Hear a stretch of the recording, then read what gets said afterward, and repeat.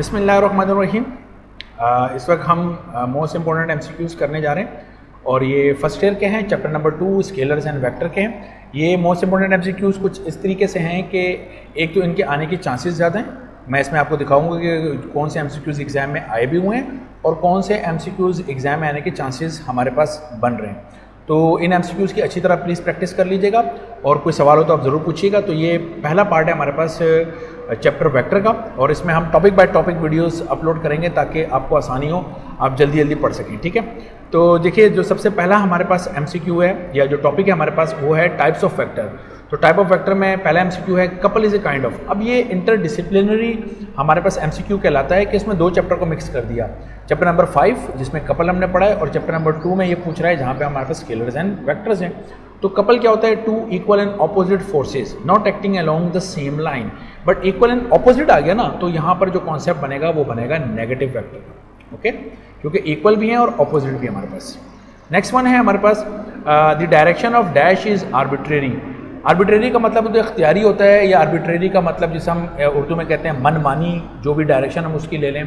तो कौन सा ऐसा वेक्टर है जिसकी डायरेक्शन आर्बिट्रेरी होती है? कोई भी हम रैंडमली उसकी जो डायरेक्शन है उसको चूज़ कर सकते हैं। So that is basically the null vector. वो हमारे पास क्या होता है? नल वेक्टर होता है। Okay, position vector, negative vector, free vector, इन सब की स्पेसिफिक डायरेक्शंस होती हैं हमारे पास। ओके, ये देखिए ये जो एमसीक्यूज़ है काफ़ी दफ़ा एग्जाम में आया हुआ है। नंबर 3 कह रहा है if A vector is divided by its own magnitude. तो ये सीधी सीधी डेफिनेशन है, अगर किसी वेक्टर को हम उसके अपने मैग्नीट्यूड से डिवाइड कर दें तो this is called unit vector. और ये फॉर्मूला भी हमें याद है क्योंकि हम इसी से न्यूमेरिकल भी सॉल्व कर रहे होते हैं। Okay, parallel vector always have same. Parallel जो वेक्टर होते हैं वो उनकी सेम क्या होती है? तो पैरेलल का मतलब ये है कि उनकी जो डायरेक्शन है वो हमेशा सेम होंगी। पैरेलल का मतलब ये हुआ। तो पैरेलल वेक्टर की जो डायरेक्शन सेम होती है तो पैरेलल वेक्टर के जो यूनिट वेक्टर हैं वो हमेशा क्या रहेंगे? सेम रहेंगे। ये मेरी बात समझ में आ रही है आप लोगों को? इसमें कोई कन्फ्यूजन तो नहीं है? अगर आप समझते हैं कि यहाँ कोई सवाल है तो आप मुझसे पूछ सकते हैं कमेंट में। Okay, next one, which of them is a unit vector. इनमें से कौन सा जो है वो हमारे पास यूनिट वेक्टर है? अच्छा, ये ज़रा आप ऑप्शंस देखें ना, तो ऑप्शन आपको नज़र आ रहे हैं। इनमें से जो ऑप्शन बी और ऑप्शन सी है तो ये आपको फ्रैक्शन में नज़र आ रहे हैं, अपॉन में नज़र आ रहे हैं। मैंने इसके ऊपर बड़ा गौर किया है तो मैं आपको इसकी कुछ एक ख़ास बातें बताने जा रहा हूँ जो मेरी दिमाग में आई हैं और ये आपको इंशाल्लाह बड़ा हेल्प करेंगी वेक्टर को यूनिट वेक्टर को फ़ौरन समझने में। देखिए, अगर कोई भी वेक्टर सिंपल IJK की फॉर्म में लिखा हुआ है जैसे 2i cap -4j cap +3k cap, इस तरीके से लिखा हुआ है, तो इस तरह का कोई भी वेक्टर उसका मैग्नीट्यूड अगर आप कैलकुलेट करेंगे तो वो कभी भी 1 नहीं आएगा। ये अच्छी तरीके से याद रखिएगा। तो इसका मतलब ये हुआ कि यूनिट वेक्टर चूँकि अगर आपने न्यूमेरिकल भी किए हों तो अपॉन में कोई वैल्यू होगी जो कि कैंसिल हो रही होंगी, बिल्कुल सेम वैल्यूज आ रही होंगी अपॉन में जो कि कैंसिल होकर 1 आ रहा होगा। तो 1 का जब हम रूट लेते हैं, क्योंकि जब हम मैग्नीट्यूड कैलकुलेट करते हैं तो रूट भी अप्लाई करते हैं ना, तो वो कितना आएगा हमारे पास? फिर 1 आ रहा होगा। तो इसका मतलब ये है कि ये जो ऑप्शन ए है ये किसी सूरत में मैग्नीट्यूड 1 आपको नहीं देगा। अच्छा, ये जो दूसरा और तीसरा ऑप्शन है जिसमें अपॉन में है, ये दोनों हो सकते हैं। अच्छा, चूंकि पहला नहीं है तो ये ऑल ऑफ देम का ऑप्शन भी गलत हो गया हमारे पास, तो ये दूसरा और तीसरा दे सकते हैं। अब दूसरी बात है, एक तो अपॉन में होगा, दूसरी बात याद रखिएगा अपॉन में जो डिनोमिनेटर है वो सबके सेम होने चाहिए। तो बी में भी दोनों के डिनोमिनेटर सेम है और सी में भी दोनों के सेम है। एक बात तो ये होगी। तीसरी बात ये है कि इसको अब क्विकली करने का तरीका ये है कि डिनोमिनेटर चूँकि तीनों सेम है, सही है ना, तो डिनोमिनेटर में से एक नंबर ले लो, ये तीनों सेम है तो 7 ले लिया, तो 7 का स्क्वायर कितना बन गया? 49। अब जो न्यूमरेटर है, न्यूमरेटर के नंबर पर 2 का स्क्वायर करो तो 4, 6 का स्क्वायर करो 36, 36 और 4 कितना हो गया? 40, और 3 का स्क्वायर कितना हो गया? 9, तो ये बन गया 49। तो ऊपर वाले जो नंबर है उनका स्क्वायर करके सम करो तो 49 बनता है और नीचे भी 7 का स्क्वायर 49। तो यस, ये जो ऑप्शन सी है ये मेरे पास यूनिट वेक्टर बन रहा है। और इस शर्त के ऊपर अगर मैं जनाब अली इस बी को लेकर आता हूं तो ये नहीं बनेगा, क्योंकि देखिए नीचे 2 का स्क्वायर कितना है? 4, और ऊपर 1 का स्क्वायर 1, 1 का स्क्वायर 1, तो 1 और 1 2 बना, नीचे 4 बना, ऊपर 2 बना, तो किसी सूरत में 1 नहीं बन रहा कैंसिल होके। तो एक तो याद रखिएगा यूनिट वेक्टर की पहचान ये है कि वो अपॉन में होगा फ्रैक्शन में। फिर दूसरी पहचान ये है कि जो फ्रैक्शन में जो नीचे डिनोमिनेटर में नंबर हैं वो सारे सेम होंगे। अच्छा, क्या इन प्लस माइनस से कोई फर्क पड़ता है? बिल्कुल फर्क नहीं पड़ता।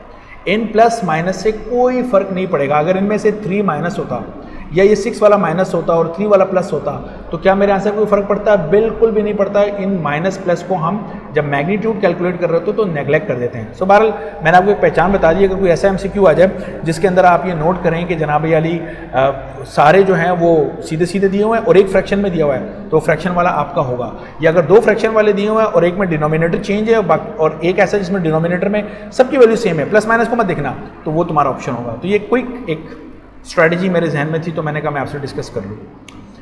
Number 6, 0.2 i cap 0.4 j cap plus p k cap is a unit vector है। तो p की वैल्यू क्या होगी, यूनिट वेक्टर का मैग्नीट्यूड निकालें, बल्कि किसी भी वेक्टर का मैग्नीट्यूड कैसे निकालते हैं, हम स्क्वायर रूट लगाते हैं और जो i के साथ नंबर होता है उस पर स्क्वायर, j के साथ जो नंबर है उस पर स्क्वायर और k के साथ जो नंबर है उस पर स्क्वायर करके प्लस कर लेते हैं। सो अगर आप 0.2 का स्क्वायर करें प्लस 0.4 का स्क्वायर करें और प्लस p स्क्वायर करें और इज इक्वल टू क्या हो जाएगा, 1 होगा। तो जब रूट हटाते हैं तो इज इक्वल टू के दूसरी तरफ 1 का स्क्वायर 1 होगा। तो 0.2 स्क्वायर 0.4 स्क्वायर को इक्वेशन के दूसरी तरफ ले जाके 1 में से माइनस करा लें तो p स्क्वायर आ जाएगा, और p के ऊपर स्क्वायर है तो स्क्वायर हटाएंगे रूट ले लें, तो ये अंडर रूट 0.8 मैंने किया हुआ इसको, तो ये आ रहा है बिल्कुल ठीक है। और 0.8 का अगर आप रूट कैलकुलेट करें 0.8 का तो 0.89 आता है, तो ऑप्शन सी भी ठीक है।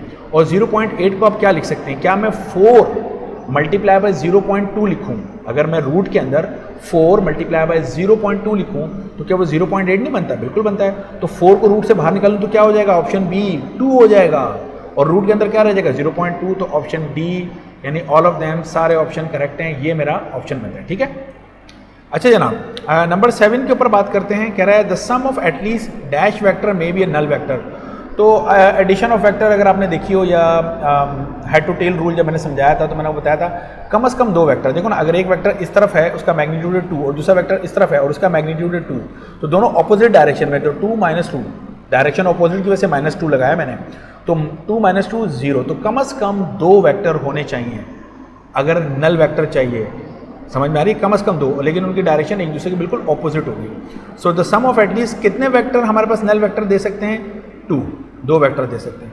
क्या 3 वेक्टर हमें नल वेक्टर दे सकते हैं, यस 4 भी दे सकते हैं, लेकिन कम से कम कह रहे हैं ना एटलीस्ट, तो कम से कम 2 दे सकते हैं, ओके। नंबर 8 में वो हमसे कह रहा है the sum of 2 vector will be a null vector. कब होगा, अभी मैंने आपसे बताया कि अगर दोनों के मैग्नीट्यूड सेम हो लेकिन डायरेक्शन अपोजिट हो तो तब वो हमें क्या देते हैं, तब वो हमें नल वेक्टर देते हैं। तो 2 हैं और ऑपोजिट डायरेक्शन है, तो ऑपोजिट डायरेक्शन है तो अगर एक वेक्टर है और दूसरा उसके ऑपोजिट डायरेक्शन में, तो नेगेटिव वेक्टर का कॉन्सेप्ट है ना, तो this is called negative vector, okay.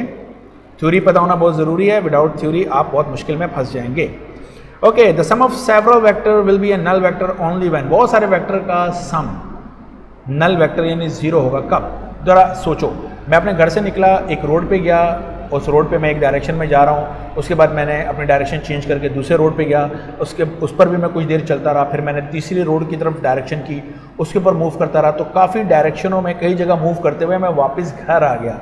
तो अगर मैं अपना डिस्प्लेसमेंट की बात करूँ तो मैं घर से चला वापस घर पहुँचा, तो जहाँ से चला था वहीं पर पहुँचा, तो मैंने कितना डिस्प्लेसमेंट कवर किया, the answer is 0, and 0 answer का मतलब है magnitude 0, this is a null vector. तो नल वेक्टर की सबसे अहम पहचान ये होती है कि वो जहाँ से स्टार्ट होता है वहीं पे एंड करता है, अच्छी तरह अपने खोपड़ी में रखना ये बात। तो ऑल वेक्टर है सेम मैग्नीट्यूड, जी नहीं, starting and the end points are same, option C सही है। स्टार्टिंग और एंड पॉइंट जो है वो क्या होने चाहिए, सेम होने चाहिए, बी केयरफुल।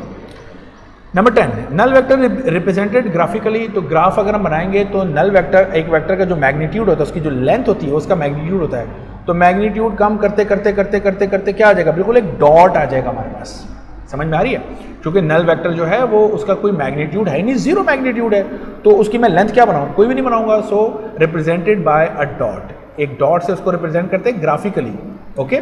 अब स्मॉल लेटर कैपिटल लेटर किसी वेक्टर को जाहिर सी बात है अल्फ़ाबेट से रिप्रेजेंट करते हैं, लेकिन कह रहे हैं ग्राफिकली किसे रिप्रेजेंट करेंगे, डॉट से, 0 से नहीं, 0 तो कोई नाम हो सकता है। सो आई बिलीव सो ये समझ में आ गया होगा, these are the most important repeated exam MCQs which are equally important for you guys for this year, not only for this year, बल्कि जो एप्टीट्यूड टेस्ट की तैयारी कर रहे हैं उनके लिए भी ये MCQs बहुत इंपॉर्टेंट है। Now if you find this video helpful तो थम्स अप, लाइक के बटन को ज़रूर कीजिएगा, क्लिक कर दीजिएगा और अपने दोस्तों के साथ इसको शेयर करें, और अगर आप न्यू इस चैनल पे तो प्लीज़ सब्सक्राइब माय चैनल। और इंशाल्लाह अगला टॉपिक जिसे आप नीचे देख रहे हैं रेजोल्यूशन ऑफ वेक्टर, मैं अगले टॉपिक के ऊपर वीडियो बना के इंशाल्लाह बहुत जल्द अपलोड करूँगा। दिस इज़ पार्ट 1, टुकड़ा मैं इसलिए बना रहा हूँ ताकि आप जल्दी जल्दी देखें और आपको रिपीट करने में आसानी हो। So if you find yourself that there is some confusion or you have to ask any question, you can comment me. Surely, inshallah, I will give you answer. Thank you so much. Allah Hafiz.